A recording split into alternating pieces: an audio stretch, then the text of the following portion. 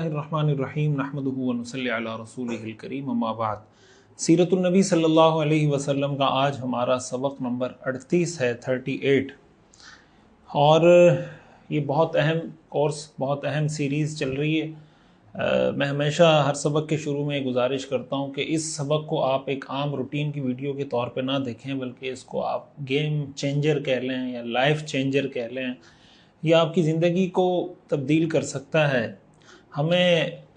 اس direction پر set کر سکتا ہے جس ڈائریکشن پر اللہ کے رسول صلی اللہ علیہ وسلم امت کو سیٹ کر کے گئے تھے، اس لیے کہ اللہ کے رسول کی سیرت سے ہی ہم سب کچھ سیکھ سکتے ہیں۔ تو اس لیے اس کو بہت اہمیت کے ساتھ سنیں، اس کا ماحول بنائیں، لوگوں کو متوجہ کریں،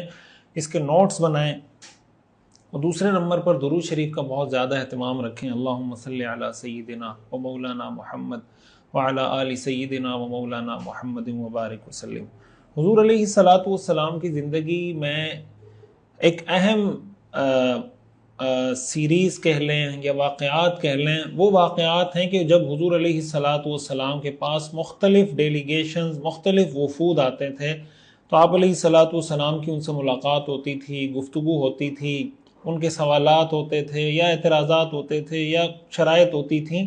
یہ پورا ایک چیپٹر ہے، سیرت کا مستقل ایک چیپٹر ہے کہ حضور علیہ الصلاۃ والسلام کے پاس کون کون سے وفد آئے، کون کون سے ڈیلیگیشن آئے، کیا بات چیت ہوئی، آپ نے کس طریقے سے رسپونڈ کیا، کس طریقے سے ریئیکٹ کیا، ان کا بیہیویئر کیا تھا، آپ کا بیہیویئر کیا تھا۔ اس میں سیکھنے کی بہت چیزیں ہیں،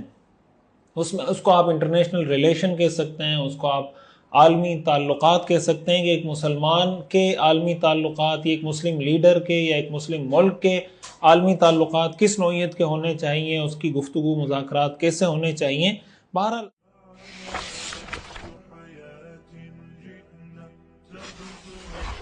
حضور علیہ الصلاۃ والسلام کے پاس جو وفود کا سلسلہ شروع ہوا، تو اس میں سے جو پہلا وفد آپ کے پاس غیر ملکی وفد، یعنی آپ یہ کہہ لیں کہ جزیرۃ العرب کے باہر سے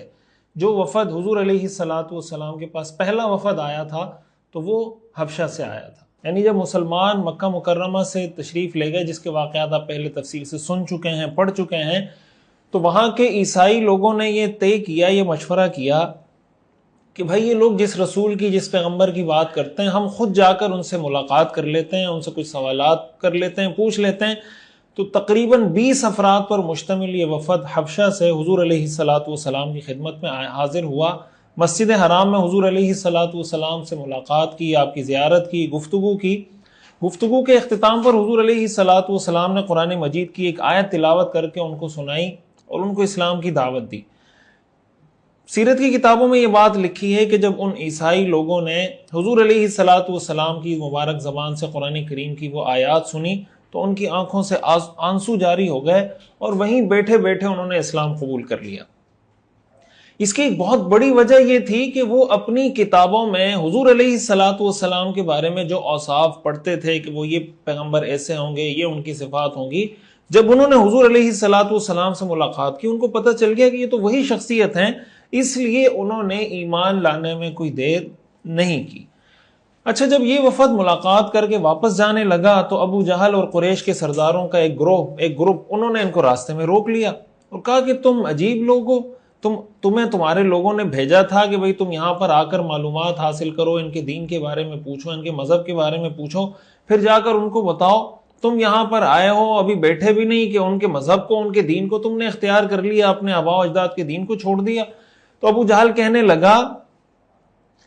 ما رأیت ما نعلم رکبا احمق منکم، تم سے زیادہ بے وقوف لوگ تو ہم نے دنیا میں نہیں دیکھے، تم کیسے بے وقوف لوگ ہو کہ تمہیں بھیجا تھا کس کام کے لیے، تم کر کے کیا جا رہے ہو؟ تو انہوں نے آگے سے کہا کہ لا نجاہلکم، کہ بھائی ہم تمہارے ساتھ بحث مباحثہ نہیں کر سکتے، بس تم جانو تمہارا کام جانے، لنا اعمالنا ولکم اعمالکم، ہم جس مقصد کے لیے آئے تھے، ہم جو معلومات کرنا چاہتے تھے، ہم نے وہ معلومات کر لی۔ قرآن کریم سورۃ القصص کی جو آیات ہیں 52 سے لے کر 55 تک، تو سیرت نگاروں نے اور مفسرین نے لکھا ہے کہ یہ آیات اسی موقع پر نازل ہوئی۔ اللہ تعالیٰ ارشاد فرماتے ہیں، الذین آتیناہم الکتاب ہم بہ یؤمنون، کہ جن کو ہم نے قرآن سے پہلے آسمانی کتابیں دی ہیں، وہ اس قرآن پر ایمان لاتے ہیں۔ وَإِذَا يُتْلَى عَلَيْهِمْ، اور جب ان کے سامنے پڑھ کر سنائی جاتی ہیں یہ آیات، قَالُوا آمَنَّا بِهِ، تو وہ کہتے ہیں ہم اس پر ایمان لاتے ہیں انہ الحق من ربنا، یقیناً یہ برحق کلام ہے ہمارے رب کی طرف سے، انا کننا من قبلہ مسلمین، ہم تو اس سے پہلے بھی اسے مانتے تھے۔ اس سے پہلے ماننے کا مطلب یہ ہے کہ ظاہر ہے کہ جو تورات اور انجیل کو پڑھنے والے لوگ ہیں تو تورات اور انجیل میں تو ان کو یہ بتایا گیا ہے کہ بھائی جب آخری رسول حضرت محمد مصطفیٰ صلی اللہ علیہ وسلم دنیا میں تشریف لے آئے تو تم نے ان پر ایمان لانا ہے۔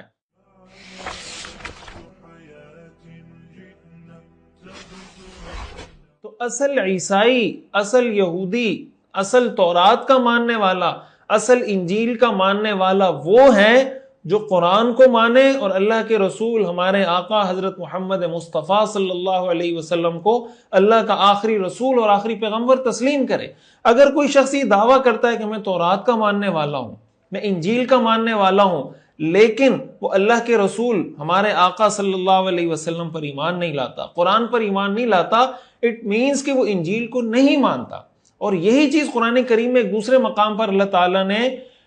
اہل کتاب کو، یہود و نصارہ کو بتائی ہے، قُلْ يَا أَهْلَ الْكِتَابِ لَسْتُمْ عَلَى شَيْءٍ حَتَّى تُقِيمُوا التَّوْرَاةَ وَالْإِنْجِيلَ وَمَا أُنزِلَ إِلَيْكُم مِّن رَّبِّكُمْ، اے پیغمبر آپ ان کو کہہ دیجئے کہ اے اہل کتاب، تم کوئی حق کا راستہ اختیار نہیں کر سکتے، یعنی کوئی حق کے راستے پر تم اس وقت تک نہیں ہو سکتے جب تک حَتَّى تُقِيمُوا التَّوْرَاةَ وَالْإِنْجِيلَ، یہاں تک کہ تم تورات اور انجیل کو قائم کرو، اس پر عمل کرو، اور جو چیزیں تمہارے رب کی طرف سے تم پر نازل کی گئی۔ اس کا مطلب یہ کہ تورات پر ایمان لاؤ گے تو تورات آپ کو خود اس بات پہ مجبور کرے گی کہ قرآن پر ایمان لائیں، انجیل پر، بائبل پر ایمان لائیں گے تو وہ آپ کو خود اس بات پر مجبور کرے گی کہ تم قرآن پر ایمان لے آؤ۔ تو یہی وہ کہنے لگے انا کننا من قبلہ مسلمین، کہ ہم تو پہلے سے ماننے والے ہیں۔ اللہ تعالیٰ فرماتے ہیں اولئک یؤتون اجرہم مرتین بما صبروا، کہ ایسے لوگوں کو ان کا ثواب دوہرا دیا جائے گا۔ کیوں؟ اس لیے کہ انہوں نے صبر سے کام لیا۔ وَيَدْرَؤُونَ بِالْحَسَنَةِ السَّيِّئَةِ، اور یہ برائی کا بدلہ اچھائی سے دیتے ہیں۔ یعنی ابو جہل لوگ ان کو پریشان کر رہے تھے، انہوں نے کہا بھائی ہم زیادہ بحث مباحثہ نہیں کرنا چاہتے ہیں۔ وَمِمَّا رَزَقْنَاهُمْ يُنْفِقُونَ، اور جو ہم نے ان کو رزق دیا اس میں سے اللہ کی راہ میں خرچ کرتے ہیں۔ آگے اللہ تعالیٰ فرماتے ہیں وَإِذَا سَمِعُوا اللَّغْوَ، اور جب یہ کوئی بیہودہ بات سنتے ہیں اعرضوا عنہ، تو اس کو ٹال دیتے ہیں، زیادہ اس کو لفٹ نہیں کراتے، بس سنی دوسری جگہ متوجہ ہو گئے کہ یار ایسی فضول بحث مباحثے کا کوئی فائدہ نہیں، اعرضوا عنہ، ٹال دیتے ہیں اس کو۔ وقالوا، اور کہتے ہیں لنا اعمالنا ولکم اعمالکم، ہمارے لیے ہمارے اعمال، تمہارے لیے تمہارے اعمال، سلام علیکم، بھائی تمہیں سلامتی ہو تم پر، لا نبتغی الجاہلین، ہم نادان لوگوں سے، جاہل لوگوں سے بحث مباحثہ نہیں کرنا چاہتے، ہم ان سے نہیں الجھتے، ہمیں کوئی شوق نہیں ہے جاہل لوگوں سے بحث مباحثہ کرنے کا۔ یہ وہ چیز ہے جس کا قرآن کریم میں اللہ تعالیٰ نے ذکر کیا اور ان کی صفات کا اللہ تعالیٰ نے ذکر کیا۔ اس سے یہ بات ہمیں سمجھ میں آتی ہے،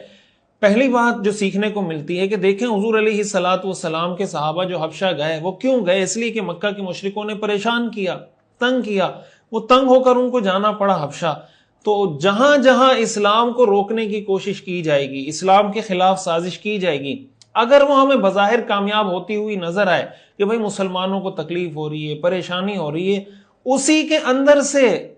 کے اندر بہت سے ایسے پہلو موجود ہوتے ہیں جو اسی وقت اسلام کی ترقی کا ذریعہ بن رہے ہوتے ہیں۔ مسلمان حبشہ گئے، وہاں کے عیسائیوں سے ملاقات ہوئی، ان سے تعارف ہوا، تو وہ حضور علیہ السلام سے ملاقات کرنے آئے اور مسلمان ہو کر واپس حبشہ چلے گئے۔ اگر یہ مسلمان حبشہ نہ جاتے تو ان کو اسلام کا پیغام نہ پہنچتا، وہ مسلمان نہ ہوتے تو پہلے اسلام کا پیغام مکہ مکرمہ اور ارد گرد کے علاقوں کے اندر تھا، اب وہ پیغام پھیل کر ایک انٹرنیشنل پیغام بن گیا، عالمی سطح پر اس کو ریکگنائز کیا جانے لگا اور لوگ مسلمان ہونے لگے۔ تو اس شر سے اللہ تعالیٰ نے خیر برآمد کر دی۔ اور ایک اور اہم چیز جو ہمیں اس سے سبق سیکھنے کو ملا، یہ جو آیات میں نے تلاوت کی اور جو واقعہ میں نے بتایا کہ جب ابو جہل کے لوگ ان کو پریشان کرنے لگے تو انہوں نے کہا ہمیں بھی زیادہ بحث مباحثہ نہیں کرنا، اس میں بھی ہمارے لیے میسج اور پیغام ہے۔ دیکھیں ایک بات بہت اچھے طریقے سے سمجھیں، بعض اوقات جو لوگ اعتراض کر رہے ہوتے ہیں، سوال کر رہے ہوتے ہیں، وہ سوال اس لیے نہیں کر رہے ہوتے، اس چیز کا ہمیں سوشل میڈیا پر کمنٹس میں ہر جگہ بھی سامنا کرنا پڑتا ہے۔ کچھ لوگ ایسے ہوتے ہیں جو کمنٹ کرتے ہیں یا سوال کرتے ہیں سمجھنے کے لیے، کچھ لوگ ایسے ہوتے ہیں جو سوال کرتے ہیں اعتراض کرنے کے لیے، سامنے والے کا منہ بند کرانے کے لیے، چپ کرانے کے لیے۔ وہ ہرگز یہ نہیں چاہتے کہ مجھے کوئی بات سمجھ میں آئے گی تو میں مان لوں گا، اور قرآن کریم میں اس کی کئی مثالیں موجود ہیں۔ آپ دیکھیں حضرت ابراہیم علیہ السلام نے نمرود کو دلائل دیے، قرآن کریم میں اللہ تعالیٰ نے فرمایا فَبُہِتَ الَّذِي کفر، کہ نمرود لاجواب ہو گیا، لیکن نمرود مسلمان نہیں ہوا۔ حضرت موسیٰ علیہ السلام نے فرعون کو سمجھایا، دلائل دیے، معجزات طلب کیے، حضرت موسیٰ علیہ السلام نے معجزہ دکھایا، اللہ تعالیٰ نے لاٹھی کو اژدہا بنا دیا، سارے چیزوں کو وہ نگل گیا، جادوگر مسلمان ہو گئے، فرعون مسلمان نہیں ہوا۔ کچھ لوگ ایسے ہوتے ہیں جو دلیل سے ماننے والے نہیں ہوتے ہیں، اور وہ جب اعتراض کر رہے ہوتے ہیں ان کا مقصد بھی سمجھنا نہیں ہوتا۔ ایسی صورتحال میں چاہے وہ سوشل میڈیا پہ آپ سے بحث کر رہے ہوں، چاہے وہ آپ کے دوست ہوں، چاہے وہ آپ کا کوئی کزن ہو، چاہے وہ آپ کا کوئی بھائی ہو، ایسی صورت میں ان سے بحث مباحثے کا کوئی فائدہ نہیں ہے۔ اگر آپ ٹھیک راستے پر چل رہے ہیں اور وہ اس ٹھیک راستے میں صراط مستقیم میں کوئی شکوک و شبہات پیدا کرنے کی کوشش کر رہے ہیں، تو اس کا ہرگز یہ مطلب نہیں کہ اس کے پاس کوئی دلیل ہے۔ ظاہر ہے کہ جب آدمی کسی غلط راستے پر بھی ہوتا ہے تو وہ یہ کوشش بہرحال کرتا ہے کہ میں اپنے اس غلط کام کو کسی طرح جسٹیفائی کروں، جس طرح شیطان نے کیا تھا کہ جب شیطان کو کہا گیا کہ آدم کو سجدہ کریں تو شیطان نے انکار کیا۔ صرف انکار نہیں کیا، اپنے اس انکار کو جسٹیفائی بھی کیا کہ انا خیر من، کہ میں ان سے بہتر ہوں، مجھے خلقتنی من نار و خلقتہ من طین، مجھے آپ نے آگ سے پیدا کیا، ان کو مٹی سے پیدا کیا، میں ان سے افضل ہوں۔ تو اپنے اس گناہ کی جسٹیفیکیشن دی، تو اس جسٹیفیکیشن دینے سے شیطان کا عمل ٹھیک نہیں ہو جاتا۔ اسی لیے ہمارے وہ تمام مسلمان بھائی جو ایک صحیح طریقے سے قرآن حدیث کو، جو امت کا جمہور امت کا قرآن حدیث کا فہم ہے، اس پہ چلتے چلے جا رہے ہیں، بعض اوقات اس طرح کے شکوک و شبہات پیدا کیے جاتے ہیں، جب جواب دیا جاتا ہے، دلیل دی جاتی ہے، سمجھانے کی کوشش کی جاتی ہے، وہ پھر بھی آگے سے اعتراض در اعتراض کر رہے ہوتے ہیں، اس کا مقصد وہ سمجھنا نہیں چاہتے۔ تو ایسی صورت میں ان کو یہی کہنا چاہیے سلام علیکم لا نبتغی الجاہلین، بھائی تم پر سلامتی ہو، ہم جاہلوں سے الجھنا نہیں چاہتے، ہم جاہلوں سے بحث مباحثہ نہیں کرتے۔ قرآن کریم میں اللہ تعالیٰ نے رحمان کے بندوں کی یہ صفات ذکر کی ہیں، وَإِذَا خَاطَبَهُمُ الْجَاهِلُونَ قَالُوا سلام، کہ جب جاہل اس طرح کے لوگ فضول بحث مباحثہ کرنے والے آتے ہیں وہ کہتے ہیں سلام۔ تو اس طرح سوشل میڈیا پر بھی بعض اوقات ہوتا ہے نا، کوئی پوسٹ آئی اس پہ کمنٹ، پھر کمنٹ در کمنٹ۔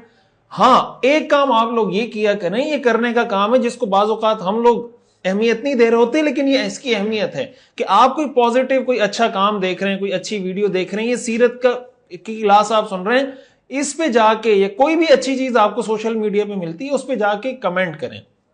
اس کو اپریشیٹ کریں، اس کی حوصلہ افزائی کریں، جو بات سمجھ میں آئی ہے وہ لکھیں، تاکہ جہاں پر نیگیٹو کمنٹ، اب کوئی نیا بندہ جب آئے گا وہ دیکھے گا کہ بھائی میں اس کے کمنٹس دیکھنا چاہتا ہوں، جب وہ کمنٹس دیکھے گا تو جہاں اس کو نیگیٹو کمنٹس مل رہے ہوں گے اس کو پازیٹیو کمنٹس بھی ملنے چاہیے۔ ہمارے یہاں بعض اوقات کیا ہوتا ہے، جو پازیٹیو مائنڈ سیٹ رکھنے والے لوگ ہوتے ہیں وہ سن لیتے ہیں، استفادہ بھی کر لیتے ہیں، دل ہی دل میں تو کہہ دیتے ہیں سبحان اللہ، لیکن کمنٹ میں جا کے نہیں لکھتے، اس کا نقصان ہوتا ہے۔ تو اس لیے اس چیز کا بہرحال اہتمام کرنا چاہیے، لیکن فضول بحث مباحثہ نہیں کرنا چاہیے۔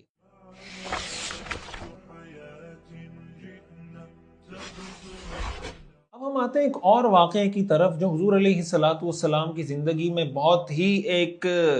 آپ یہ کہہ سکتے ہیں کہ حضور علیہ الصلوۃ والسلام کو اس سے بہت زیادہ تکلیف پریشانی ہوئی۔ وہ یہ کہ جب آپ شیب ابی طالب سے نکلے ہیں، جو آپ کا بائیکاٹ کیا گیا 3 سال، اس سے آپ جب باہر نکلے ہیں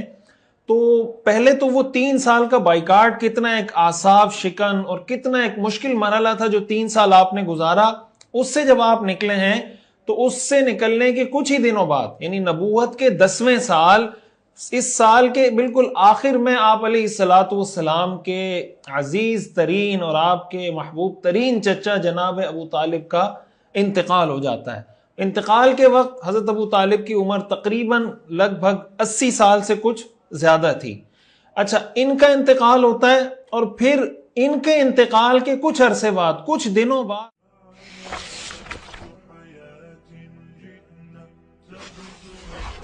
حضور علیہ الصلوۃ والسلام کی زوجہ محترمہ ام المؤمنین حضرت سیدہ خدیجۃ الکبریٰ رضی اللہ تعالی عنہا، ان کا بھی وصال ہو جاتا ہے۔ اب یہ جو 2 شخصیات ہیں، ہم بار بار یہ بات پڑھ چکے ہیں کہ ان دونوں شخصیات کی حضور علیہ الصلوۃ والسلام کی زندگی میں کتنی اہمیت تھی، انہوں نے حضور علیہ الصلوۃ والسلام کو کس طرح سپورٹ کیا۔ آپ اگر جناب ابو طالب کی بات کریں تو ہمیشہ آپ کی مدد میں پیش رہے، ہمیشہ آپ کی حفاظت کرتے رہے، آپ کو سپورٹ کرتے رہے. آپ صلی اللہ علیہ وسلم کی وجہ سے جناب ابو طالب نے سارے عرب کو اپنا دشمن بنا لیا، ان کی دشمنی مول لی، بائیکاٹ کا شکار ہونا پڑا، محصور ہونا پڑا، فاقے کاٹنے پڑے، شہر سے نکالا گیا، شیب ابی طالب میں جانا پڑا، سب کچھ انہوں نے برداشت کیا، لیکن اپنے بھتیجے ہمارے آقا حضرت محمد مصطفیٰ صلی اللہ علیہ وسلم کی سیکیورٹی پر، ان کی حفاظت پر کوئی کمپرومائز نہیں کیا. ظاہر ہے کہ حضور علیہ الصلوۃ والسلام کے لیے ایک بہت بڑا سانحہ تھا، بہت بڑا ایک غم کا مرحلہ تھا کہ حضور علیہ الصلوۃ والسلام کے اس سے عزیز ترین چچا اور آپ کے اتنے بڑے سپورٹر جن کی آغوش میں آپ پلے بڑھے وہ دنیا سے تشریف لے گئے. پھر حضرت خدیجہ رضی اللہ تعالی عنہ کو اگر دیکھیں تو محض میں پہلے اس پہ تفصیل سے بات کر چکا ہوں کہ حضرت خدیجہ محض ایک زوجہ نہیں تھیں،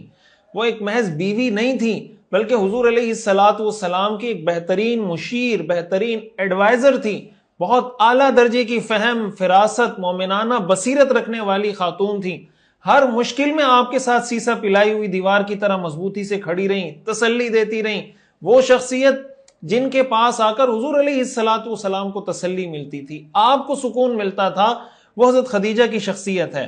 تو ایک طرف آپ کے چچا کا انتقال ہو گیا، پھر اس کے کچھ عرصے بعد حضرت خدیجہ رضی اللہ تعالی عنہ کا انتقال ہو گیا. ظاہر ہے کہ یہ دونوں واقعات حضور علیہ الصلوۃ والسلام کے لیے ایک سانحے کی حیثیت رکھتے تھے.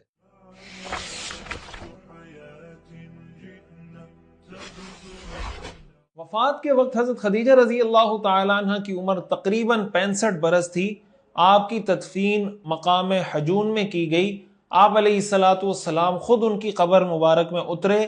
اور اس وقت تک چونکہ جنازے کا حکم نہیں آیا تھا تو اس لیے نماز جنازہ نہیں پڑھی گئی، جنازے کا حکم بعد میں آیا اور وہاں پر ان کی تدفین ہوئی. حضرت خدیجہ رضی اللہ تعالی عنہ کی تدفین جہاں پر ہوئی، جہاں ان کی قبر مبارک موجود ہے، اس کو جنت المعلیٰ کہا جاتا ہے. یقیناً آپ حضرات میں سے بہت سے لوگوں نے آپ وہاں قبرستان تشریف لے گئے ہوں گے. اصل میں مکہ مکرمہ کا جو آپ کو پتہ ہے، مکہ مکرمہ کے چاروں طرف پہاڑ ہیں، تو مکہ کا جو نشیبی علاقہ ہے، جو ہموار علاقہ ہے، اس کو بطحا کہا جاتا ہے. پھر مسجد حرام کا جو مغربی علاقہ ہے اور جنوبی سمت میں، مغرب اور جنوب کی سمت میں جو علاقہ ہے، اس کو مسفلہ کہا جاتا ہے، جبکہ جو مشرقی حصہ ہے اس کو معلات کہا جاتا ہے. تو یعنی آپ اس کو یہ کہہ لیں کہ مکہ مکرمہ کا جو بالائی حصہ ہے، اوپر کا حصہ ہے. آپ علیہ الصلوۃ والسلام معلات کے رہنے والے تھے، یعنی آپ یہ کہہ لیں کہ مکہ کے بالائی علاقے میں آپ رہنے والے تھے، وہیں آپ کی پیدائش ہوئی ہے اور ہجرت تک آپ کا قیام بھی وہیں پر تھا. تو معلات کی مناسبت سے اس قبرستان کا نام جنت المعلیٰ یا جنت المعلات ہے، اور اسی معلات کو حجون بھی کہا جاتا ہے. حجون اصل میں ایک پہاڑ کا نام ہے، اور اسی کی مناسبت سے وہاں ایک محلہ بھی ہے، حی الحجون. روڈ کا نام بھی شارع الحجون ہے، اور اسی پہاڑ کے دامن میں جنت المعلات ہے. جب فتح مکہ کے موقع پر حضور علیہ الصلوۃ والسلام مکہ مکرمہ میں داخل ہوئے تو آپ اسی سمت سے مکہ مکرمہ میں داخل ہوئے، اور آپ نے اسی حجون نامی علاقے میں اپنا خیمہ لگایا تھا. یہ جو قبرستان ہے جنت المعلیٰ کا، یہ ایک تاریخی قبرستان ہے.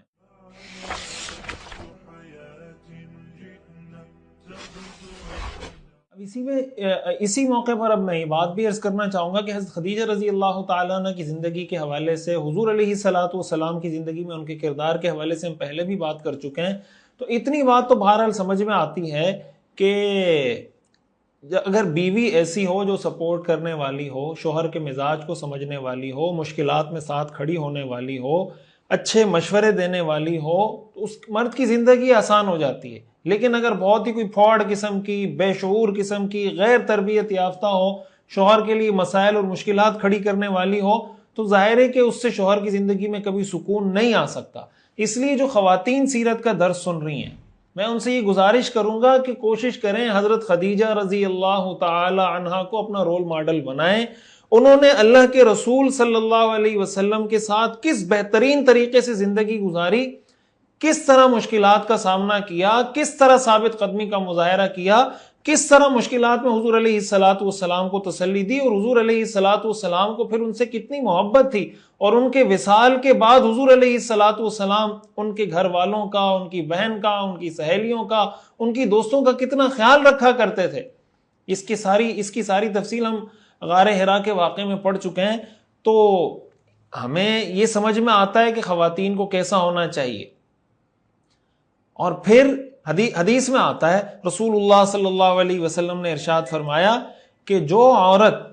5 وقت کی نماز پڑھ لے، رمضان کے روزے رکھ لے، اپنی شرمگاہ کی حفاظت کر لے اور اپنے شوہر کی اطاعت کر لے، تو اس کو کہا جائے گا کہ جنت کے جس دروازے سے داخل ہونا چاہے داخل ہو جا۔ یعنی عورت کے پاس جنت میں داخل ہونے کی جو گارنٹی ہے وہ اس پر موقوف ہے کہ وہ اپنے شوہر کی جائز کاموں میں اطاعت کرتی ہے یا نہیں کرتی۔ اور ساتھ ہی دوسری چیز جو ہمیں سیکھنے کو ملتی ہے کہ شوہر کو بھی بیوی کو ایسی محبت دینی چاہیے جیسی محبت حضور علیہ الصلوۃ والسلام نے حضرت خدیجہ رضی اللہ تعالی عنہا اور دیگر ازواج مطہرات کو دی۔ تو جب دونوں طرف سے ہم سیرت کو فالو کرنے والے بنیں گے تو آپ دیکھیں کیسی ہماری دنیا کی زندگی جنت بن جائے گی۔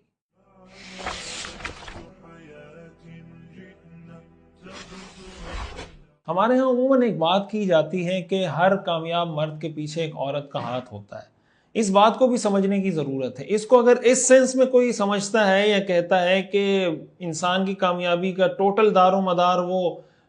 بیوی پر ہوتا ہے، تو ظاہر ہے کہ یہ بات تو غلط ہے۔ آپ کو جب شروع سے آپ پیدا ہوئے، پیدا ہونے سے بھی پہلے آپ کو کون سی عورت تھی جو آپ کو پیٹ میں لیے پھرتی رہی؟ کس نے آپ کو جناب، کس نے آپ کو دودھ پلایا، کس نے آپ کو جناب تعلیم دلائی، آپ کی تربیت کی؟ ظاہر ہے کہ اس میں آپ کے والد صاحب کا بھی پورا کردار ہوتا ہے، والدہ کا بھی پورا کردار ہوتا ہے، آپ کی بہنوں کا، آپ کے بھائیوں کا، آپ کے گھر والوں کا۔ اس طرح ایک اجتماعی ماحول میں کوئی شخص پل بڑھ کے جوان ہوتا ہے، تب جا کے اس کی شادی ہوتی ہے۔ اس سینس میں یہ بات کرنا تو بہرحال ٹھیک ہے کہ ظاہر ہے کہ انسان کا زیادہ وقت بیوی بچوں کے ساتھ گزرتا ہے، تو اگر بیوی اچھی مل جائے، سمجھدار مل جائے، معاملہ فہم مل جائے، شوہر کے مزاج کو سمجھنے والی مل جائے، تو انسان کی زندگی میں سکون بھی آتا ہے۔ اگر بیوی سپورٹ کر رہی ہو تو انسان آگے بڑھنے کی پوزیشن میں بھی آتا ہے، اور اگر بیوی پریشان کرنے والی ہو تو ظاہر ہے کہ انسان بہت سے قدم نہیں لے سکتا، بہت سے سٹیپس نہیں لے پاتا۔ تو اس سینس میں تو یہ کہنا ٹھیک ہے، لیکن اس کو ٹوٹلی کسی ایک شخص کو ڈیڈیکیٹ کر دینا کہ ٹوٹلی میری جو کامیابی ہے وہ صرف اس ایک عورت کی وجہ سے ہے، تو ظاہر ہے کہ یہ قرآن حدیث کو تو اگر آپ ایک سائڈ پر بھی رکھیں تو کامن سینس کے خلاف ہے۔ بھائی آپ اگر مثلا 25 سال کی عمر میں آپ نے شادی کی تو 25 سال کی عمر تک بھی تو آپ نے کچھ کامیابیاں حاصل کی ہوں گی نا، تو 25 سال کی عمر تک پہنچانے میں کس کا کردار تھا؟ وہ عورت تو آپ کی زندگی میں بعد میں آئی ہے۔ 25 سال تک کو اگر آپ نکال دیں گے تو آپ شادی کیسے کرتے اگر آپ پیدا نہ ہوتے، آپ کو کوئی کھلاتا نہیں، تربیت نہیں کرتا، تعلیم نہیں دلاتا؟ تو ان چیزوں کو، ہر چیز کو ایک حد میں رکھنا چاہیے۔ تو یقیناً عورت کی کامیابی میں مرد کا ہاتھ ہوتا ہے، مرد کی کامیابی میں عورت کا ہاتھ ہوتا ہے، لیکن اس کو کسی ایک چیز میں منحصر کر کے اس طرح پیش کرنا کہ بس یہی ہے، ظاہر ہے کہ یہ بات ٹھیک نہیں ہے۔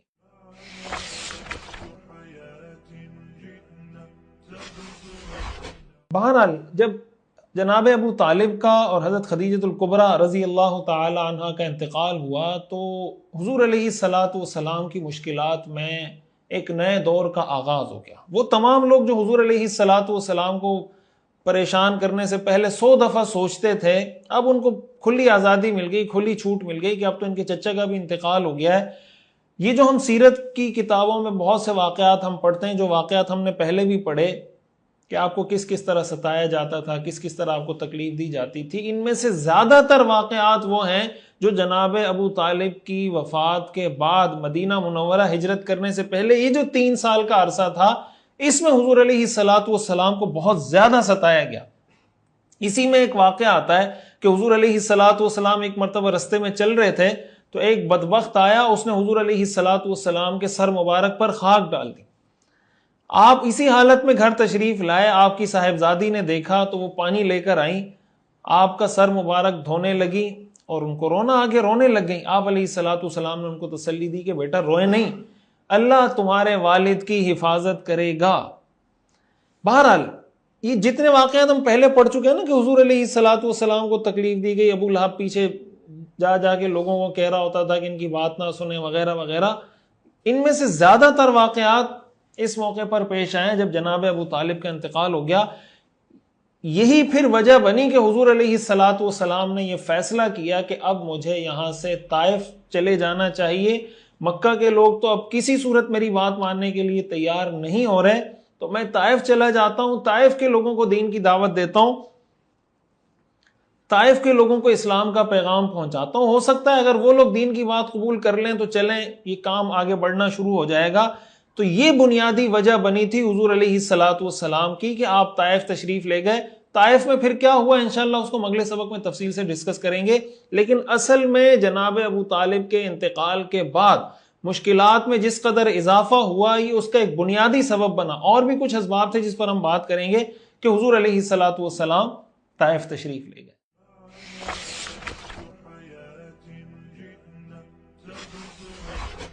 سیرت کی کتابوں میں ہمیں عام طور سے ایک بات پڑھنے کو ملتی ہے، اور یہ لفظ یہ ہم عام طور سے سنتے بھی رہتے ہیں، کہتے بھی رہتے ہیں کہ جب حضور علیہ الصلوۃ والسلام کے چچا جناب ابو طالب اور آپ کی زوجہ محترمہ ام المؤمنین حضرت خدیجہ رضی اللہ تعالیٰ عنہ کا انتقال ہوا تو آپ نے اس سال کو عام الحزن یعنی غم کا سال قرار دیا۔ یہ بات بچپن سے ہم سب سنتے چلے آ رہے ہیں۔ ہم چونکہ سیرت پڑھ رہے ہیں اور ایک ریسرچ بیس اور تحقیق کے ساتھ پڑھ رہے ہیں، ریفرنسز کے ساتھ، تو جب میں اس واقعے کی تحقیق کرنے لگا تو وہ ظاہر ہے کہ وہ تحقیق میں آپ کے سامنے بھی رکھوں گا مختصراً، کہ یہ جو کہا جاتا ہے کہ حضور علیہ الصلوۃ والسلام نے اس سال کو غم کا سال قرار دیا، یہ کسی بھی حدیث سے ثابت نہیں ہے، کسی صحیح حدیث سے بھی ثابت نہیں ہے، کسی ضعیف حدیث سے بھی ثابت نہیں ہے، یعنی اس کے بارے میں کوئی ضعیف حدیث بھی موجود نہیں ہے۔ اس سے اگر آگے بڑھیں، جو حدیث کے بڑے بڑے شارحین ہیں، مثلا امام نووی ہیں، حافظ ابن حجر ہیں، ان میں سے بھی کسی نے اس کا ذکر نہیں کیا۔ اس سے آگے بڑھیں، سیرت کے جو بنیادی مآخذ ہیں، جو بنیادی سیرت کی کتابیں جہاں سے سیرت کے واقعات لیے گئے، مثلا سیرت ابن اسحاق ہیں، علامہ سہیلی کی الروض العنف ہے، علامہ ذہبی کی سیر و اعلام النبلاء ہے، اسی طرح علامہ ابن القیم کی زاد المعاد ہے، حافظ ابن کثیر کی سیرت ابن کثیر ہے، ان میں سے بھی کسی نے اس کا ذکر نہیں کیا۔ تو سیرت کی بنیادی کتابوں میں بھی موجود نہیں ہے، شارحین حدیث نے بھی اس کا ذکر نہیں کیا، کسی صحیح اور یا کسی ضعیف حدیث کے اندر بھی اس کا تذکرہ نہیں ملتا۔ اب ظاہر ہے کہ جب یہ کسی صحیح حدیث کی کتاب میں موجود نہیں، سیرت کی کسی کتاب میں موجود نہیں، شراح حدیث اس کا تذکرہ نہیں کرتے، تو ہم اس کو کیسے حضور علیہ الصلوۃ والسلام کی طرف منسوب کر سکتے ہیں؟ پھر سوال پیدا ہوتا ہے کہ یہ بات آئی کہاں سے، چلی کہاں سے؟ تو اس بات کو سب سے پہلے جو ذکر کیا ہے وہ امام قسطلانی رحمہ اللہ نے ذکر کیا ہے، لیکن انہوں نے جو روایت ذکر کی ہے وہ بغیر سند کے ذکر کی ہے۔ انہوں نے صرف یہ لکھا ہے کہ ساعد نامی شخص نے یہ بات بیان کی، ساعد ایک شخص کا نام ہے، اس نے یہ بات بیان کی۔ اب جو ساعد راوی ہے اس کے بارے میں بعض لوگوں نے لکھا کہ یہ مجہول راوی ہے، اس کو کوئی پہچانتا نہیں، علامہ عینی نے اس کو غیر معتبر راوی قرار دیا۔ پھر امام قسطلانی رحمہ اللہ نے یہ حدیث جو ذکر کی ہے، یہ حدیث انہوں نے بغیر سند کے ذکر کی ہے۔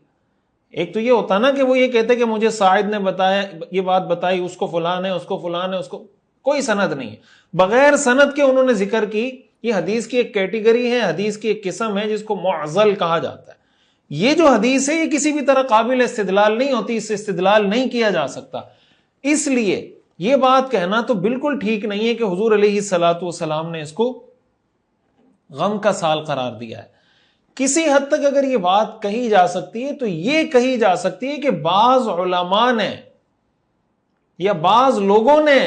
اس کو غم کا سال قرار دیا ہے۔ حضور علیہ الصلوۃ والسلام کا قول یا حضور علیہ الصلوۃ والسلام کا عمل اس کو قرار دینا اس لیے ٹھیک نہیں ہے کہ سند کے لحاظ سے کوئی سند اس کی موجود نہیں ہے، کسی صحیح روایت میں موجود نہیں، کسی ضعیف روایت میں موجود نہیں۔ سیرت کے جو بنیادی کتابیں، ان بنیادی کتابوں میں سے کسی کتاب کے اندر یہ واقعہ، یہ لفظ کہ آپ نے اس کو یہ ٹائٹل دیا، یہ کہیں موجود نہیں ہے۔ اس لیے اس کو بنیاد بنا کر یہ کہنا کہ فلاں دن غم کا دن ہے، فلاں سال غم کا سال ہے، فلاں مہینہ غم کا مہینہ ہے، فلاں ہفتہ غم کا ہفتہ ہے، یہ بات کہنا اس سے استدلال کرتے ہوئے کہ دیکھیں اللہ کے رسول نے عام الحزن قرار دیا، تو بھائی اللہ کے رسول نے کہاں عام الحزن قرار دیا؟ اس کی کیا سند ہے، کیا دلیل ہے؟ کہیں سے ثابت نہیں ہے۔ تو اس کو بنیاد بنا کر یہ کہنا مثال کے طور پر کہ بھئی فلاں دن ہمارے لیے سوگ کا دن ہے، فلاں دن ہمارے لیے ماتم کا دن ہے، فلاں دن ہمارے لیے غم کا دن ہے۔ اسلام میں کوئی دن غم کا نہیں ہے، اسلام میں کوئی سال غم کا نہیں ہے، اسلام میں کوئی مہینہ غم کا نہیں ہے۔ یہ سارے دن، مہینے، ہفتے، سال یہ اللہ کے پیدا کیے ہوئے ہیں۔ حدیث میں آتا ہے لا تسبوا الدہر وانا الدہر، زمانے کو گالی مت دو، زمانے کو برا بلا مت کہو، میں زمانہ ہوں، یعنی میں زمانے کو پیدا کرنے والا ہوں۔ زمانے میں اٹ سیلف، کسی مہینے میں، کسی دن میں، کسی ہفتے میں، کسی سال میں، اٹ سیلف کچھ نہیں رکھا ہوا، اللہ کی تقدیر سے ہی اس میں ہوگا جو بھی ہوگا، اگر کسی کو خیر پہنچے یا کسی کو شر پہنچے۔ اس سال کو عام الحزن قرار دینا اس لیے بھی ٹھیک نہیں ہے کہ حضور علیہ الصلوۃ والسلام کی زندگی میں اور بہت مشکل مراحل آئیں۔ صحیح بخاری کی حدیث ہے، حضرت عائشہ رضی اللہ تعالیٰ عنہ فرماتی ہیں کہ حضور علیہ الصلوۃ والسلام سے سوال کیا، میں نے سوال کیا کہ کیا آپ پر غزوہ احد سے زیادہ کوئی دن، کوئی سخت دن گزرا ہے؟ آپ نے فرمایا ہاں، تمہاری قوم کی طرف سے میں نے کتنی ہی مصیبتیں اٹھائی ہیں، لیکن اس پورے عرصے میں سب سے مشکل دن مجھ پر عقبہ کا، گھاٹی کا دن سب سے مشکل تھا۔ آپ صلی اللہ علیہ وسلم نے فرمایا یہ وہ موقع تھا جب میں نے طائف کے سردار کنانہ ابن عبد یالیل بن عبد کلال پر اپنے آپ کو پیش کیا، لیکن اس نے میری دعوت کو قبول نہیں کیا۔ میں انتہائی پریشان اور رنجیدہ ہو کر واپس پلٹا۔ جب میں قرن الثعالب نامی مقام پر پہنچا تو مجھے کچھ ہوش آیا، میں نے اپنا سر اٹھایا تو دیکھتا ہوں کہ بادل کا ایک ٹکڑا میرے اوپر سایہ کیے ہوئے ہے، اور میں نے دیکھا کہ حضرت جبریل علیہ السلام اس میں موجود ہیں۔ انہوں نے مجھے آواز دی اور کہا ان اللہ قد سمع قول قومک، اللہ نے تمہاری قوم کی بات سن لی ہے، وما ردوا علیک، جس طریقے سے انہوں نے آپ کو ریئیکٹ کیا ہے، جس طریقے سے تکلیف پہنچائی، اللہ نے یہ سب باتیں سن لی ہے۔ وقد بعث الیک ملک الجبال، اللہ نے آپ کے پاس پہاڑوں کے فرشتے کو بھیجا ہے، لتأمرہ بما شئت فیہم، تاکہ آپ ان کو حکم دے، جو آپ کرنا چاہیں آپ ان کو حکم دے، وہ فرشتہ آپ کی بات مانے گا۔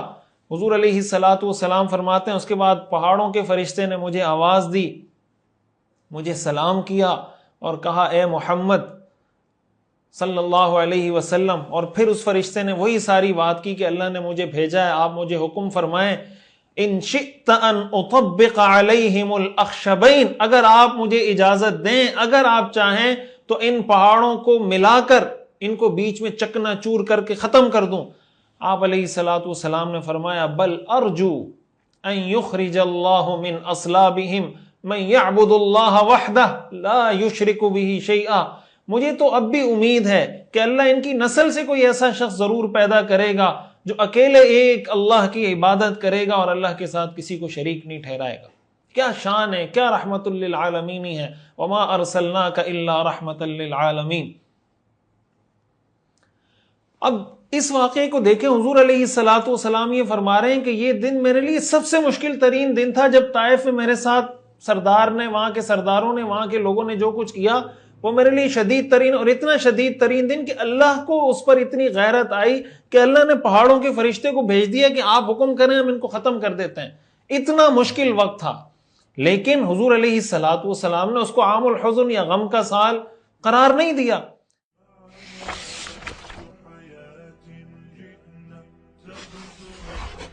اسی طرح بیر معونہ کا ایک اندوہناک واقعہ احادیث کے اندر موجود ہے کہ حضور علیہ الصلوۃ والسلام کے 70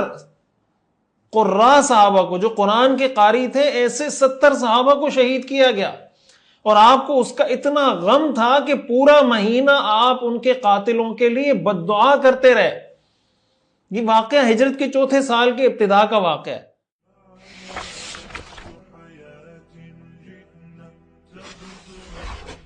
اور اسی سے کچھ عرصہ پہلے رجی کا واقعہ پیش آیا تھا، جس کے اندر 10 صحابہ موجود تھے، حضرت خبیب، حضرت عاصم بن ثابت، حضرت زید بن دسنہ، حضرت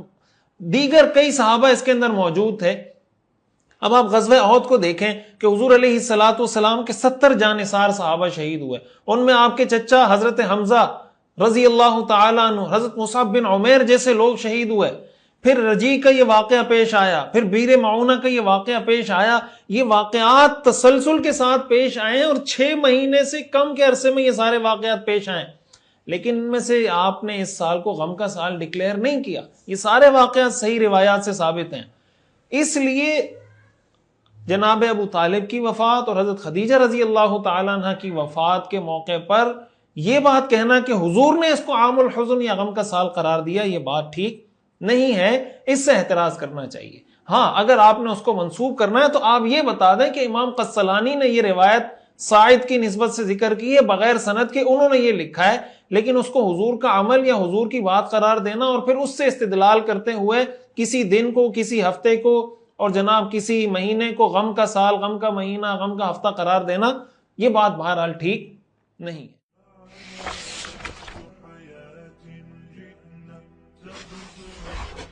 چونکہ یہ بات چل نکلی ہے تو میں چاہتا ہوں کہ اس حوالے سے کچھ احادیث اور جو اسلام دین کی رہنمائی ہے، حضور علیہ الصلوۃ والسلام کی جو رہنمائی ہے، اس کو بھی ہم سمجھنے کی کوشش کریں۔ دیکھیں، اسلام میں نحوست کا کوئی تصور نہیں ہے۔ نحوست کا مطلب یہ کہ آپ یہ کہیں کہ فلاں شخص کی وجہ سے، فلاں دن کی وجہ سے، فلاں مہینے کی وجہ سے کوئی نحوست، جیسے ہمارے یہاں لوگ محرم میں شادیاں نہیں کرتے، سفر میں شادی نہیں کرتے کہ محرم غم کا مہینہ ہے، تو بھائی اس میں کوئی شک نہیں ہے کہ حضرت حسین رضی اللہ تعالی عنہ کی شہادت ایک بہت بڑا اور دردناک اور غمناک اور المناک سانحہ ہے اس امت میں جو یہ واقعہ پیش آیا ہے۔ اور حضرت حسین، سیدنا حسین رضی اللہ تعالی عنہ ہمارے سردار ہیں، جنت کے نوجوانوں کے سردار ہیں، لیکن اس کا یہ مطلب نہیں کہ جس مہینے میں ان کی شہادت ہوئی اس مہینے کو غم کا مہینہ قرار دے دیا جائے۔ اگر غم کا مہینہ قرار دیا جانا تھا تو اس کا سب سے زیادہ مستحق شخصیت اس کی اللہ کے رسول صلی اللہ علیہ وسلم ہے کہ حضور علیہ الصلوۃ والسلام کا وصال جس مہینے میں ہوا اس مہینے کو غم کا مہینہ قرار دیا جاتا۔ اب ظاہر ہے آپ کا وصال ربیع الاول میں ہوا ہے، لیکن ربیع الاول میں آپ دیکھیں غم نہیں منایا جاتا، حالانکہ کسی مسلمان کے لیے اس سے بڑا کوئی سانحہ، کوئی درد، کوئی تکلیف، کوئی غم کا موقع نہیں ہو سکتا کہ اللہ کے رسول، ہمارے آقا حضرت محمد مصطفیٰ صلی اللہ علیہ وسلم، ہماری جانیں ان پر قربان، فداہ ابی و امی و روحی و نفسی، اس سے بڑا کوئی سانحہ نہیں ہو سکتا، لیکن اس کو بھی صحابہ نے کوئی غم کا سال، غم کا مہینہ، غم کا ہفتہ، غم کا دن ڈکلیئر نہیں کیا۔ تو کوئی سانحہ یقیناً بہت بڑا سانحہ ہے، اس لیے یہ اسلام کا مزاج نہیں ہے۔ حضور علیہ الصلوۃ والسلام کا مزاج یہ تھا کہ آپ نیک فال تو لیتے تھے، جس کو ہم نیک شگون کہتے ہیں، لیکن بدفالی، نحوست کا تصور یہ حضور علیہ الصلوۃ والسلام کے مزاج میں نہیں تھا، اور آپ نے اس سے منع کیا۔ ہمارے ہاں کیا، مثال کے طور پر میں آپ کو کچھ مثالیں دیتا ہوں۔ کالی بلی نے راستہ کاٹ لیا، لوگ پریشان ہو جاتے ہیں۔ الو کے بارے میں ہمارے یہاں مشہور ہے کہ یہ منوس ہوتا ہے، بھائی کوئی منوس نہیں ہوتا، کوئی پرندہ منوس نہیں ہوتا۔ اسی طرح صبح سویرے اگر کوئی گھاک بحث شروع کر دے، کہتے ہیں یار آپ پہلے گھاک ہیں، بحث کرنے میرا سارا دن خراب گزرے گا، بالکل فضول بات ہے، اسلام میں اس کی کوئی حیثیت نہیں۔ کوئی جھاڑو دے رہا ہے، پاؤں پہ جھاڑو لگ گئی تو کہتے ہیں یہ جھاڑو لگ گئی تو اب پتہ نہیں کیا ہو جائے گا۔ کوئی اگر گھر سے نکلا، گھر سے نکلنے کے بعد کوئی جھاڑو دے رہا ہے تو اس سے بدشگونی لیتے ہیں کہ نکلنے کے بعد آپ فوراً جھاڑو نہ لگائیں۔ اس طرح کی چیزیں جو ہمارے معاشرے میں پائی جاتی ہیں کہ اگر یہ ہو گیا تو یہ ہو جائے گا، یہ ہو گیا، اس نحوست کا اسلام کے اندر کوئی تصور نہیں ہے۔ حدیث کے اندر آتا ہے رسول اللہ صلی اللہ علیہ وسلم کبھی کسی چیز سے بدشگونی نہیں لیا کرتے تھے، بد فال، برا فال نہیں نکالتے تھے۔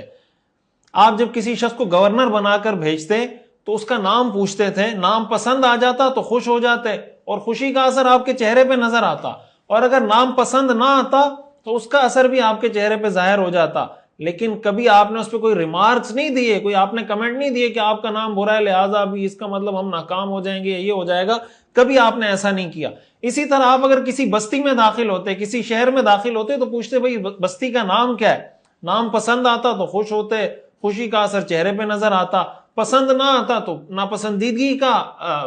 آپ کے چہرے پر اس کا اثر ظاہر ہو جاتا، لیکن بدشگونی آپ نے اس سے نہیں لی۔ آپ نے یہ بھی کیا کہ کسی کا نام پسند نہیں آیا، آپ نے نام تبدیل کر دیا کہ یہ نام تبدیل کر دو، لیکن اس نام کی وجہ سے یہ کہ اب تمہارا یہ نام ہے تو اب یہ ہوگا، یہ کسی روایت سے ہمیں نہیں ملتا۔ رسول اللہ صلی اللہ علیہ وسلم کا ارشاد ہے لا عدوى ولا طیرہ، کہ مرض اللہ کے حکم کے بغیر ایک مرض کسی سے کسی دوسرے کو نہیں لگتا۔ اسی طرح ولا طیرہ، بدشگونی، بدفالی کی کوئی حقیقت نہیں، اور آپ نے فرمایا وَيُعْجِبُنِ الْفَعْلُ الصَّالِحِ، نیک فعل مجھے پسند ہے۔ نیک فعل کی آپ نے تشریح کی الکلمۃ الحسنہ، اچھی بات، یعنی آپ کا کسی کا اچھا نام دیکھتے ہیں، آپ اس سے نیک فعل لیں کہ یار اس کا یہ اچھا نام ہے، اس کا مطلب یہ کام بھی اچھا ہوگا، یہ جناب صبح صبح یہ اچھا کام ہوا، اس کا مطلب میرا سارا دن اچھا گزرے گا، اس ہفتے میں یہ کام ہوا، اس کا مطلب میرا پورا ہفتہ اچھا گزرے گا۔ سبحان اللہ، بہت اچھی بات ہے۔ صبح صبح میں نے اپنی والدہ کے چہرے کو دیکھا تو انشاءاللہ میرا سارا دن اچھا گزرے گا. سبحان اللہ، بہت اچھی بات ہے. میں نے صبح صبح تلاوت کی، میرا دن اچھا گزرے گا. صبح میری کسی اللہ کے نیک بندے سے، کسی اللہ کے ولی سے ملاقات ہو گئی، میرا دن اچھا گزرے گا. نیک فعل اچھی بات ہے. برا فعل کہ یار یہ ہو گیا، اب دن منحوس گزرے گا، اب دن خراب گزرے گا، مہینہ خراب گزرے گا، اس کا کوئی تصور اسلام کے اندر موجود نہیں ہے. عربوں کا یہ تصور تھا کہ شوال کے مہینے کو وہ منحوس سمجھتے تھے، اس میں نکاح بھی نہیں کرتے تھے، بچوں کی رخصتی بھی نہیں کرتے تھے، اور ایسی شادیاں کامیاب بھی نہیں ہوتی تھیں. اب اگر آپ ایک طرف اس تصور کو دیکھیں،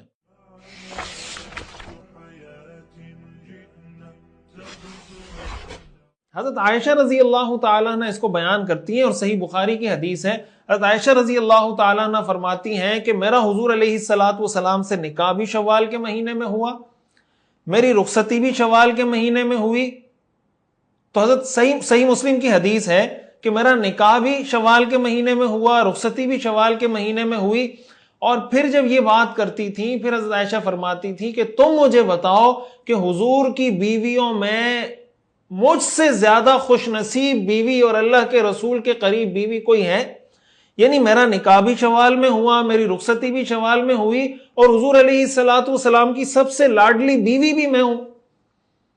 اور پھر حضرت عائشہ رضی اللہ تعالیٰ عنہ کا یہ معمول تھا کہ اگر انہوں نے شادی کرنی ہوتی تھی، اپنے رشتہ دار کسی خاتون کی رخصتی کرنی ہوتی تھی، تو شوال کے مہینے میں کرتی تھی کہ بھائی میرا نکاح شوال میں ہوا، دیکھیں میں اتنی کامیاب زندگی اللہ نے مجھے دی، تو تمہارا نکاح بھی میں شوال کے مہینے میں کر لیتی ہوں. حضرت عائشہ رضی اللہ تعالیٰ عنہ نے اس کی نفی فرما دی کہ بھائی یہ تصور رکھنا کہ یار یہ مہینہ ایسا ہے کہ اس میں شادی کریں گے تو شادی کامیاب نہیں ہوگی، اس کی اسلام کے اندر کوئی حیثیت موجود نہیں ہے. اور ایک حدیث کے اندر رسول اللہ صلی اللہ علیہ وسلم نے ارشاد فرمایا، من ردته الطیرۃ من حاجۃ فقد اشرک، کہ جس کو بدشگونی نے کسی کام سے پھیر دیا اس نے شرک کیا. یعنی آپ کوئی کام کرنا چاہ رہے تھے، کالی بلی راستے میں آ گئی، آپ نے کہا یار ابھی میں نہیں جاتا، واپس جاتا ہوں، یہ شرک ہے. اس لیے کہ آپ یہ سمجھ رہے ہیں کہ کالی بلی میں اتنا پاور آ گیا. بھائی شیطان کرتا ہے کیا ہے کہ جو اصل نحوست جس کی وجہ سے آتی ہے اس سے انسان کو پھیر دیتا ہے. اصل نحوست کس وجہ سے آتی ہے؟ اللہ کی نافرمانی کی وجہ سے، گناہ کی وجہ سے. اب ایک آدمی یہ تو کہہ رہا ہے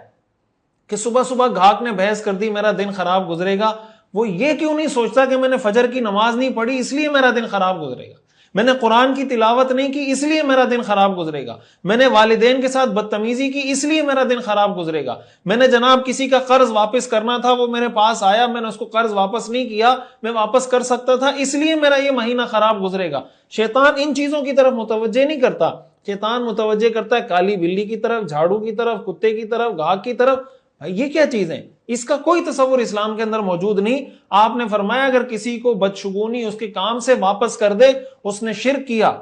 صحابہ نے پوچھا یا رسول اللہ ما کفارۃ ذالک، اس کا کفارہ کیا ہے؟ آپ نے فرمایا ایسے موقع پر اگر ایسا خیال دماغ میں آئے تو یہ کہہ دیا کرو اللہم لا خیر الا خیرک ولا طیر الا طیرک ولا الہ غیرک، کہ اے اللہ کوئی نقصان دینے والا پرندہ نہیں، کوئی خیر پہنچانے والا نہیں، کوئی خیر نہیں مگر آپ کی خیر. یعنی جو خیر آپ کی طرف سے ملے وہی خیر ہمیں مل سکتی ہے. کوئی پرندہ نقصان پہنچانے والا نہیں مگر وہی جو تیرے حکم سے ہو، آپ کے حکم سے ہو. ولا الہ غیرک، اور آپ کے سوا کوئی معبود نہیں. اور سنن ابو داؤد کی حدیث میں ہے کہ حضور علیہ الصلوۃ والسلام کے پاس شگون کا، بدفعلی کا ذکر ہوا. فقال احسنها الفعل، آپ نے فرمایا اچھی چیز نیک فعل ہے، یعنی نیک فعل لیا کرو. ولا ترد مسلما، اور کسی کو بدشگونی اس کے کام سے نہ پھیرے کسی مسلمان کو. فاذا راى احدكم ما يكره، اگر کسی کو ایسی کوئی چیز نظر آئے جو اس کو اچھی نہیں لگتی، اگر کسی کو ایسی کوئی چیز نظر آئے جو اس کو نہیں اچھی لگتی، یعنی ایسا کوئی موقع ہو کہ اس کو لگے کہ یار یہ بدشگونی کا کوئی موقع ہے، یار یہ ہو گیا، پتہ نہیں دن صحیح گزرے گا نہیں گزرے گا، یہ خیال دماغ میں آئے، تو آپ نے فرمایا اس کو یہ پڑھ لینا چاہیے اللہم لا یأتی بالحسنات الا انت ولا يدفع السیئات الا انت ولا حول ولا قوة الا بک. یہ دعا پڑھ لیا کریں. اس کا ترجمہ یہ ہے کہ اے اللہ، اچھائی اور بھلائی کوئی نہیں لا سکتا سوائے تیرے، اور برائی کو کوئی دور نہیں کر سکتا سوائے تیرے، ولا حول ولا قوت الا بک، برائی کا دور ہونا اور بھلائی کا حاصل ہونا یہ نہیں ہو سکتا الا بک، مگر آپ ہی کی وجہ سے، آپ ہی کے حکم سے۔ اگر کوئی بھلائی ملے گی تو آپ کے حکم سے، اگر کوئی برائی پہنچے گی تو آپ کی تقدیر اور آپ کے حکم سے، اس کے بغیر کوئی بھلائی برائی کسی کو نہیں پہنچ سکتی۔ تو اگر کہیں پر کسی کے ساتھ ایسا ہو اور یہ اس کے دماغ میں اس طرح کی کوئی باتیں چلنے لگے تو ایسے موقع پر انسان کو یہ پڑھ لینا چاہیے، اللہم لا یأتی بالحسنات الا انت ولا يدفع السیئات الا انت ولا حول ولا قوت الا بک۔ اسی طرح اللہم لا خیر الا خیرک ولا طیر الا طیرک ولا الہ غیرک، یہ پڑھ لیں گے تو یہ چیزیں خود بخود دور ہو جائیں گی۔ اور ایک چیز یہ بھی یاد رکھیں، یہ جو نحوست والی چیزیں، یہ جو باتیں کی جاتی ہیں نا، یہ جو اس کا بہت زیادہ تعلق نفسیات کے ساتھ ہوتا ہے۔ جو انسان وہمی ہوتا ہے، اس طرح کی وہم پرستی کی چیزوں کے اندر مبتلا ہوتا ہے، اس پر اس کا اثر بھی ہوتا ہے، اور جو اس طرح کے وہم میں نہیں پڑتا اس کا اثر بھی نہیں ہوتا۔ حدیث میں آتا ہے، حضرت انس رضی اللہ تعالیٰ عنہ کی ایک روایت ہے کہ آپ صلی اللہ علیہ وسلم نے فرمایا، الطیرۃ علی من تطیر، نحوست اس پر پڑتی ہے جو بدشگونی لیتا ہے۔ یعنی آپ اگر بدشگونی لینا شروع کریں گے کہ کالی بلی نے راستہ کاٹ دیا، آپ کوئی مصیبت نہیں بھی آنی ہوگی، آپ نے دماغ میں بٹھا دی بات، تو کوئی نہ کوئی مصیبت آپ پہ آ جائے گی، وہ چاہے آ رہی ہو نہیں آ رہی ہو، لیکن آپ کے دماغ میں ہوگا کہ یار کوئی مصیبت مجھ پہ آ گئی ہے۔ اب کوئی اسی طرح کسی شخص سے آپ نے بدفعلی لے لی کہ یار فلاں سے ملاقات ہوئی، اب دن اچھا نہیں گزرے گا، یہ ہو گیا اب دن اچھا نہیں گزرے گا، صبح صبح ایکسیڈنٹ ہو گیا اب دن اچھا نہیں گزرے گا۔ اب اگر یہ چیز دماغ میں بٹھا دی، جیسے ہمارے یہاں ہوتا ہے نا، کسی نے جادو کر دیا، نظر بد کا اثر ہو گیا، فلانا ہو گیا، یہ چیزیں ہو گئی، اب بعض لوگ اس کو اتنا سوار کر دیتے ہیں کہ نہیں بھی ہوتا تو وہ چیز اس پہ اثر کر رہی ہوتی ہے، کیونکہ حدیث سے ہمیں معلوم ہوتا ہے کہ اس طرح کی چیزوں کا اثر ان لوگوں پہ زیادہ ہوتا ہے جو اس کو سیریس لیتے ہیں۔ اگر آپ زیادہ سیریس نہ لیں، جو رسول اللہ صلی اللہ علیہ وسلم کا مزاج ہے کہ بھائی ان چیزوں کو ویلیو ہی نہ دیں، کالی بلی کیا ہوتی ہے، الو کیا ہوتا ہے، فلاں کیا ہوتا ہے، بھائی بھاڑ میں جائے۔ ہم اس چیز کے قائل ہیں کہ کوئی خیر کوئی شر کسی بھی شخص کو اللہ کی مرضی، اللہ کی اجازت، اللہ کی تقدیر کے بغیر نہیں پہنچ سکتی، دیٹس اٹ، بات ختم۔ یہ عقیدہ اپنا مضبوط کریں گے تو کوئی چیز آپ کو نقصان نہیں پہنچائے گی، اس لیے کہ ہمارا عقیدہ ہے لا الہ الا اللہ ولا الہ غیرک ولا حول ولا قوت الا باللہ۔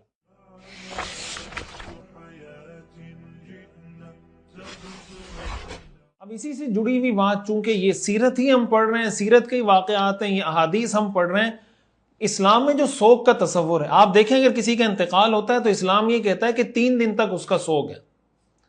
اور اگر کسی عورت کے شوہر کا انتقال ہو جاتا ہے تو 4 مہینے 10 دن اس کا سوگ ہے۔ حضرت ام عطیہ رضی اللہ تعالیٰ عنہ فرماتی ہیں، کننا ننہا ان نحد علی میت فوق 3، کہ ہمیں حضور کے زمانے میں منع کیا جاتا تھا کہ ہم کسی میت پر سوگ منائیں سوائے 3 دن کے، الا علی 3 دن سے زیادہ، یعنی 3 دن سے زیادہ ہمیں منع کیا جاتا تھا، 3 دن تک کی اجازت تھی، الا علی زوج، سوائے شوہر کی 4 اشہر و 10، 4 مہینے 10 دن۔ اور اس سوگ منانے کا مطلب کیا ہوتا تھا؟ لا نکتحل، سرما نہیں لگاتی تھی ہم، لا نطیب، خوشبو نہیں لگاتی تھی، لا نلبس ثوبا مصبوغا، اسی طرح رنگا ہوا جو جیسے زرق برق چمک دمک والا جو کپڑا ہوتا ہے وہ ہم نہیں پہنتی تھی۔ تو یہ سوگ منانے کا مطلب ہوتا تھا کہ ہم جیسے بس روٹین کی نارمل کپڑوں میں رہتی تھی، یہ سوگ منانے کا مطلب ہوتا تھا۔ تو شوہر کے حق میں ہمیں اس چیز کی اجازت تھی۔ حدیث شریف میں آتا ہے، رسول اللہ صلی اللہ علیہ وسلم نے ارشاد فرمایا، لا يحل لامرأة تؤمن باللہ والیوم الآخر، کوئی عورت جو اللہ اور آخرت پر ایمان رکھتی ہو اس کے لیے یہ بات حلال نہیں ہے، ان تحد فوق 3، کہ وہ 3 دن سے زیادہ سوگ منائے، الا علی زوج، سوائے شوہر کے، فانہا لا تکتحل، وہ سرما نہیں لگائے گی، لا تلبس ثوبا مصبوغا، رنگے ہوئے کپڑے نہیں پہنے گی۔ یہ رسول اللہ صلی اللہ علیہ وسلم نے خود اس کی تحدید کر دی۔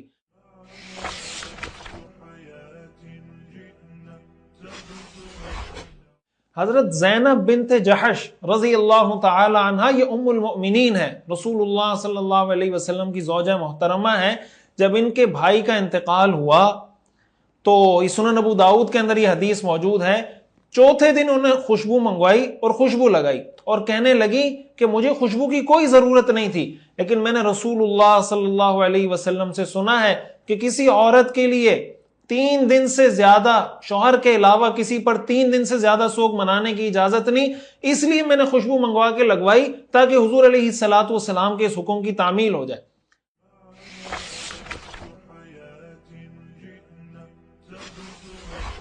حضرت ام حبیبہ رضی اللہ تعالی عنہ، یہ بھی ام المؤمنین ہے، جب ان کے والد کا انتقال ہوا حضرت ابو سفیان رضی اللہ تعالی عنہ کا، تو 3 دن کے بعد انہوں نے اپنے رخساروں پر خوشبو ملی اور فرمانے لگی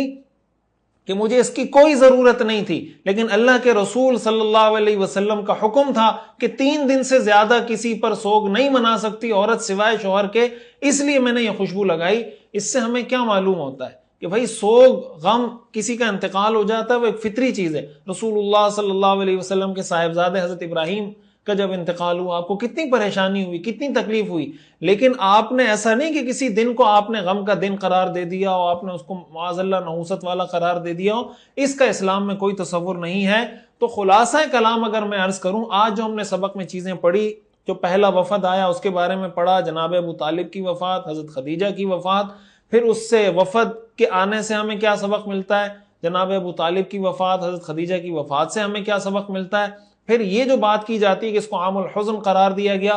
اس کی کیا حیثیت ہے، سندی حیثیت، اور پھر اس کے بعد سیرت کے مزید واقعات، صحابیات کے، ازواج مطہرات کے مزید واقعات سوگ سے متعلق، یہ اسی سیرت کا حصہ ہے جو ہمیں سیکھنے اور پریکٹیکل لائف میں امپلیمنٹ کرنے کی ضرورت ہے۔ اللہ تعالی ہمیں سمجھنے کی اور عمل کرنے کی توفیق عطا فرمائے۔ وآخر دعوانا ان الحمدللہ رب العالمین۔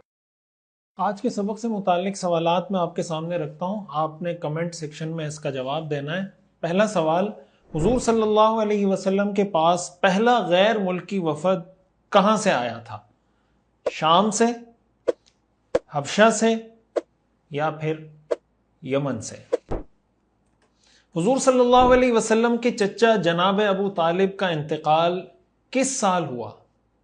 نبوت کے 5ویں سال،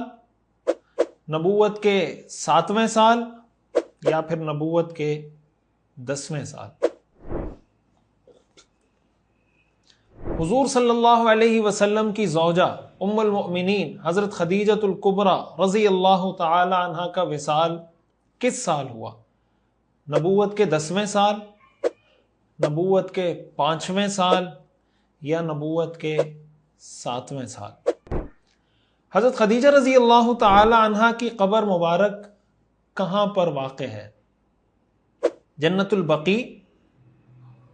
جنت المعلی، حجون، یا پھر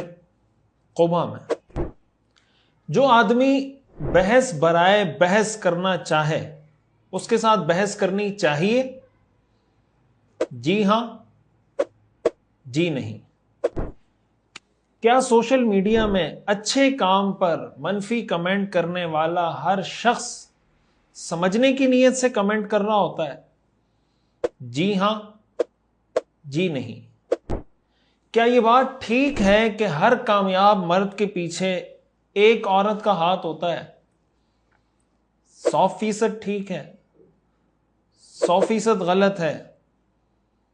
اہمیت ہے لیکن 100% کامیابی کو منسوب کرنا ٹھیک نہیں ہے۔ اسلام میں بیوہ کی عدت کتنے دن ہے؟ 3 مہینے، 4 مہینے 10 دن، یا پھر 1 مہینہ؟ اسلام کسی مرنے والے پر کتنے دن تک سوگ کی اجازت دیتا ہے؟ 3 دن، 3 مہینے، 3 ہفتے؟ کیا اسلام میں کسی چیز میں نحوست کا کوئی تصور ہے؟ جی ہے، نہیں ہے؟ نیک فال اور نیک شگون لینا کیسا عمل ہے؟ جائز ہے، پسندیدہ عمل اور اچھی بات ہے، ناجائز ہے؟ کیا کسی دن، ہفتے یا مہینے کو غم کا مہینہ قرار دینا ٹھیک ہے؟ جی ٹھیک ہے، ٹھیک نہیں ہے؟ وآخر دعوانا ان الحمدللہ رب العالمین۔